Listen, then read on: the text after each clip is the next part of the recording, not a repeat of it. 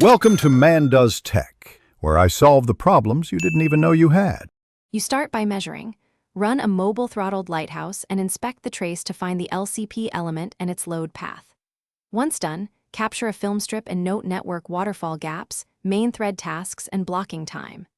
Make sure your server serves compressed assets and that cache headers are set so repeat visits matter.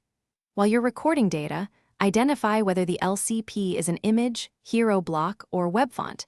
This determines the next concrete fixes. Now you attack main thread and network blockers. Extract critical CSS for above the fold and inline it so rendering can start immediately, then defer non-critical styles. For images, deliver responsive src set, modern formats, and preload the LCP image. If appropriate, use a low-quality placeholder, then lazy load the rest. On JavaScript, convert synchronous scripts to async or defer, code split large bundles, and break up long tasks so the main finish by optimizing delivery.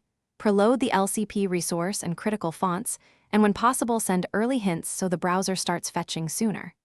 Make sure TTFB is minimized by using an Edge CDN, HTTP/2 or quick, and caching layers. Once deployed, run the same mobile audits and compare traces. If LCP hasn't improved, roll back recent changes selectively, check for render blocking third-party scripts, and repeat targeted profiling until the LCP is consistently under 2.5 seconds.